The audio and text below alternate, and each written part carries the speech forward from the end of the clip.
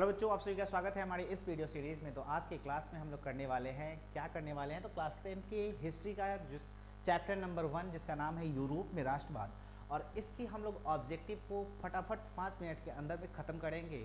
और टोटल हमारा 30 से 32 ऑब्जेक्टिव रहेगा, जो कि आपके एग्जाम के लिए काफ़ी इंपॉर्टेंट रहेगा।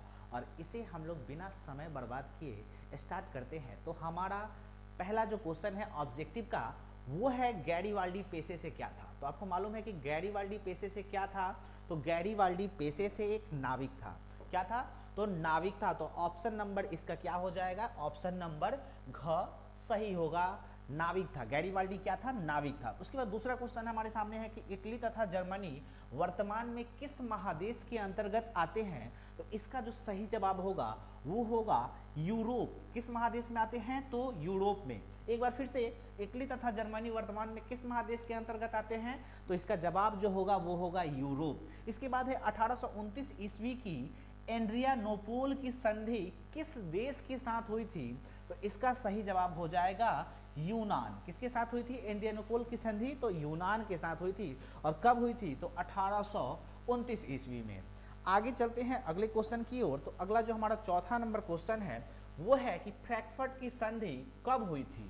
तो फ्रैंकफर्ट की जो संधि है उसे याद रखिएगा आप लोग, 1871 में हुई थी।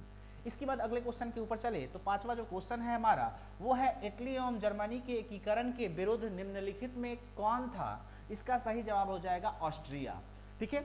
इसके बाद आगे क्वेश्चन है हमारे सामने कि काउंट काबूर को विक्टर इमैनुअल ने किस पद पर नियुक्त किया? क्या काउंट काबूर को विक्टर इमैनुअल ने किस पद पर नियुक्त किया? तो ये हो जाएगा इसका ऑप्शन नंबर ग हो जाएगा प्रधानमंत्री। क्या होगा? प्रधानमंत्री। याद रखिएगा, काउंट काबूर को विक्टर इमैनुअल ने किस पद पे नियुक्त किया? तो प्रधानमंत्री के पद पे। अगला जो क्वेश्चन है वो है फ्रांस में किस शासन वंश की पुनर्स्थापना वियना कांग्रेस के द्वारा की गई? तो इसका जो सही जवाब होगा वो होगा बुर्बो वंश। कौन सा वंश? बुर्बो वंश। ठीक है। आगे चलते हैं अगले क्वेश्चन के ऊपर। तो अगला जो क्वेश्चन है हमारे सामने 8वां नंबर क्वेश्चन, ये है यूरोप वासियों के लिए किस देश का साहित्य एवं ज्ञान विज्ञान प्रेरणा स्रोत रहा? तो इसका सही जवाब हो जाएगा यूनान का। किसका? यूनान का। आगे चले तो मेजनी का संबंध किस संगठन से था? तो मेजनी का जो संबंध था वो कार्बोनरीज के साथ था। किसके साथ? तो कार्बोनरी।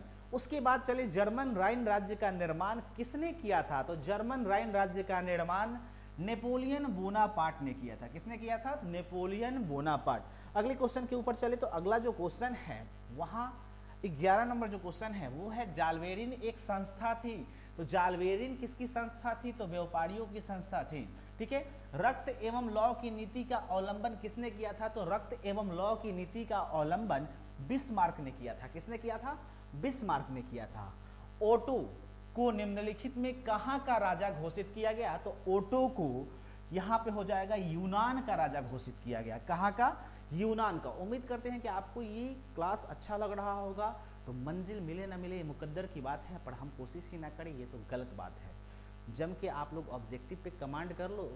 फर्स्ट डिवीजन तो ऐसे ही रखा हुआ है, और इसके अलावा आप सब्जेक्टिव पे जितना मेहनत करोगे वो आपका प्लस पॉइंट जुड़ते चला जाएगा। चलिए अगले क्वेश्चन के ऊपर चलते हैं। तो अगला क्वेश्चन जो है, यूनान को एक स्वतंत्र राष्ट्र घोषित किया गया। कब किया गया? चलिए इसके थोड़ा सा ऊपर कर लेते हैं। तो हमारा जो 14 नंबर क्वेश्चन है कि यूनान को एक स्वतंत्र राष्ट्र घोषित किया गया 1832 हो जाएगा इसका सही जवाब। कब किया गया? 1832 में। अगले क्वेश्चन के ऊपर चले तो फ्रांस की किस संस्था ने लुई 16वें और उसकी रानी को फांसी की सजा दी? तो ये हो जाएगा इसका जो सही जवाब होगा वो होगा कन्वेंशन ने। किसने? कन्वेंशन ने। अगला जो क्वेश्चन है यानी कि 16 नंबर क्वेश्चन है, 1830 ईस्वी की क्रांति के बाद फ्रांस में किस प्रकार का शासन स्थापित हुआ? तो फ्रांस में हम आपको बता दें कि संवैधानिक राजतंत्र स्थापित हुआ। कब? तो 1830 ईस्वी की क्रांति के बाद। अगले क्वेश्चन के ऊपर चले तो अगला जो क्वेश्चन है वो है 17 नंबर क्वेश्चन, और ये वाला क्वेश्चन आप देखो ध्यान से कि किस संधि द्वारा स्वतंत्र यूनान राष्ट्र का उदय हुआ? तो वो जो संधि है उस संधि का नाम है कुस्तुतुनिया की संधि। याद रखिएगा, किस संधि के द्वारा स्वतंत्र यूनान राष्ट्र का उदय हुआ? तो कुस्तुतुनिया की संधि। आगे चले तो 9 गुएल्फ आंदोलन का प्रणेता कौन था? तो 9 गुएल्फ आंदोलन का प्रणेता जो था वो था जियो वर्टी। ठीक है, जियो वर्टी। आगे चलिए 19 नंबर क्वेश्चन, निम्नलिखित में किस युद्ध के परिणाम स्वरूप जर्मनी का एकीकरण हुआ? निम्नलिखित में किस युद्ध के परिणाम स्वरूप जर्मनी का एकीकरण हुआ? तो ये था सीडान का युद्ध, याद रखिएगा सीडान का युद्ध। ठीक है, अगले क्वेश्चन के ऊपर चलते हैं। तो अगला जो क्वेश्चन है हमारा 20 नंबर क्वेश्चन है और हम लोग तुरंत लास्ट तक पहुंचने वाले हैं, तो जुड़े रहो लास्ट तक। निम्नलिखित में किस वर्ष अलेक्जेंडर चिपसिलांटी के नेतृत्व में यूनान में विद्रोह शुरू हो गया? तो ख हो जाएगा 1821। ठीक है, 1821। आगे चलिए, इससे पहले मोटिवेशनल लाइन की मंजिल मिलेगी भटककर ही सही, मंजिल मिलेगी भटककर ही सही, गुमराह तो वो है जो घर से बाहर निकले ही नहीं। तो आप अपने मेहनत की ओर निकलो और ऑब्जेक्टिव पे पूरा कमांड, पूरा पकड़ बना लो ताकि एग्जाम में आपका एक भी ऑब्जेक्टिव ना छूटे।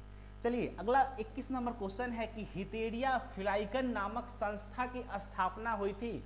ये हुई थी ओडेसा में। कब हुई थी? ओडेसा में। अगले क्वेश्चन के ऊपर चलते हैं। तो अगला जो क्वेश्चन है हमारे सामने वो है, निम्नलिखित में कौन जैकोबिन क्लब का सदस्य था? कौन जैकोबिन क्लब का सदस्य था? तो ये भाई साहब टीपू सुल्तान। जो टीपू सुल्तान है ये जैकोबिन क्लब का सदस्य था। आगे, वियना सम्मेलन की मेजबानी निम्नलिखित में किसने की या किसने किया? ठीक है, तो ये किया था मेटरनिक ने। किसने किया था? मेटरनिक ने। अगला क्वेश्चन 24 नंबर क्वेश्चन है, चार्ल्स एल्बर्ट निम्नलिखित में कहाँ का शासक था? तो चार्ल्स एल्बर्ट ये था सार्डिनिया पिडमाउंट का शासक था। सार्डिनिया पिडमाउंट का शासक था।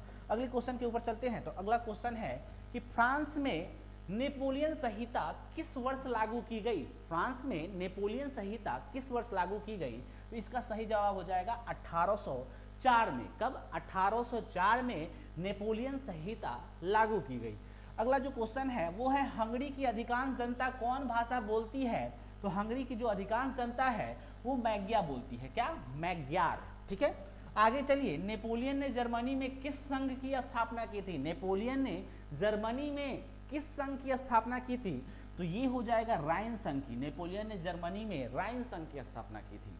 अगले क्वेश्चन के ऊपर चलते हैं। तो अगला क्वेश्चन है कि वियना सम्मेलन का आयोजन किस वर्ष हुआ था? तो ये जो हुआ था 1815 में हुआ था। वियना सम्मेलन 1815, वियना सम्मेलन 1815, याद रखिएगा। किस वर्ष गैरिबाल्डी ने रोम पर आक्रमण करने की योजना बनाई? तो ये हो जाएगा 1862। क्या हो जाएगा? 1862। अगला क्वेश्चन है, बुर्बो राजवंश का शासन किस देश में था? बुर्बो राजवंश का शासन किस देश में था? तो वो जो देश था वो क्या था? फ्रांस में। ठीक है, अगले क्वेश्चन के ऊपर चलते हैं। तो अगला जो हमारा क्वेश्चन है ये वो है, मार्सिले किस देश की राष्ट्रभक्ति का गीत है? मार्सिले किस देश की राष्ट्रभक्ति का गीत है? तो ये है फ्रांस का। कहाँ का? तो फ्रांस का। सन 1870 में फ्रांस और प्रसा के बीच युद्ध कहाँ हुआ था? तो ये हुआ था आपका, इसका देखिए 4 ऑप्शन दिया हुआ है और इसका सही जवाब हो जाएगा सीडान। उम्मीद करते हैं कि ये जो ऑब्जेक्टिव का जो आपको सिलसिला आपको दिखाई दे रहा है, हमने अभी इस चैप्टर नंबर 1 से 32 ऑब्जेक्टिव किया और भी हम लोग इस पे और आने वाले जो चैप्टर है उस पर हम ऑब्जेक्टिव लाएंगे। तो उम्मीद करते हैं कि ये जो हम लोग थोड़े समय में ज़्यादा ऑब्जेक्टिव कमांड किए, इसको आप लोग वीडियो को शेयर करोगे, वीडियो आपको पसंद आया होगा, ये आपके एग्जाम के लिए कारगर साबित होगा।